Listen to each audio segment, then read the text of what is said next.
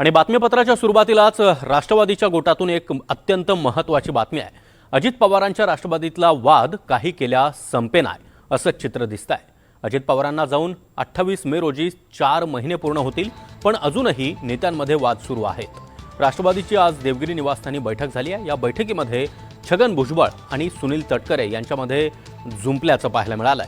अजित पवारांच्या निधनानंतर आम्ही दोघेच टीकेचे धनी का, असा सवाल नेत्यांना उद्देशून तटकरे यांनी उपस्थित केला। आणि तटकरे बोलायला उभे राहणार त्याआधीच पार्थ पवार हे बैठकीतून निघून गेल्याचंही कळतंय। इतकंच नाही तर मुंबईतच असलेले प्रफुल्ल पटेल यांनी देखील या बैठकीकडे पाठ फिरवली आहे।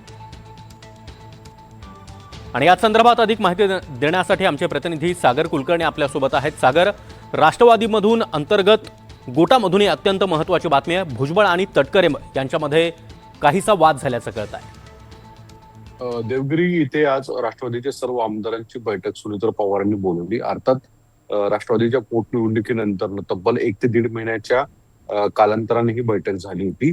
आणि या दरम्यान प्रफुल्ल पटेल, सुनील तटकरे यांचा पक्षांतर्गत असलेला जो नवनवीन वाद नव्याने येतोय आणि पक्षांतर्गतच अनेक मतभेद उघड होताना दिसून येतात। या पार्श्वभूमीवर ही बैठक फार महत्त्वाची होती। आजच्या बैठकीमध्ये अर्थात प्रफुल्ल पटेल आले नाहीत, गैरहजर का राहिले असा एक प्रश्न उपस्थित होतोय। दुसरीकडे मुद्दा उपस्थित होतोय तो म्हणजे या बैठकीत तटकरे आणि भुजबळ यांच्यातलं शाब्दिक चकमक झालेली आहे।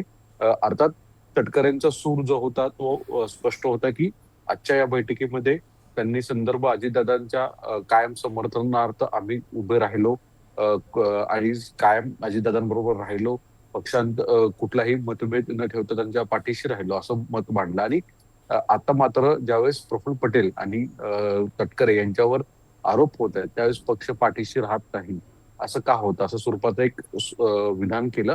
अर्थात त्याला लगेच भुजबळांनी आक्षेप घेतला आणि पक्षाचा हा मुद्दा इथे योग्य नाही आहे, पक्ष तुमच्या पाठीशी आहे असं म्हटलं गेलं।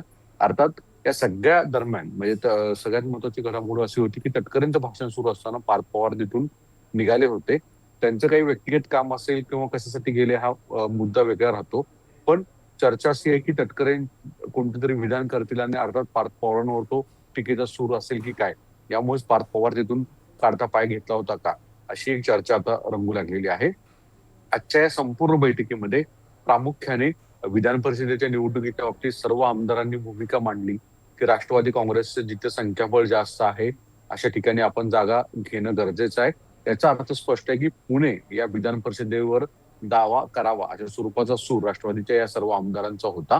आणि सगळ्यात महत्वाची गोष्ट म्हणजे की पुणे या विधान परिषदेवर भाजपकडनं दावा केला जातोय। यामुळे कुठे ना कुठेतरी भाजप विरुद्ध राष्ट्रवादी हा एक नवा वाद निर्माण होणार काय असं दिसून येतं। आणि सर्वाधिकार जे आहेत विधान परिषदेत ते अर्थात सुनील पवारांनी देण्यात आलेले आहेत। सुनील पवार हे पुढच्या काही वेळातच दिल्लीला रवाना होत आहेत। उद्या बैठक होते विधान परिषदेमध्ये, काय होतं ते देखील पाहणं गरजेचं आहे। पण तुर्तास आता एक महत्वाची घडामोड म्हणजे राष्ट्रवादीच्या बैठकीमध्ये अंतर्गत कलह जो आहे तो उफाळून येताना दिसून येतोय, जो वाद आहे तो उघड होताना दिसून येतो। नक्कीच सागर, धन्यवाद या सविस्तर माहितीसाठी।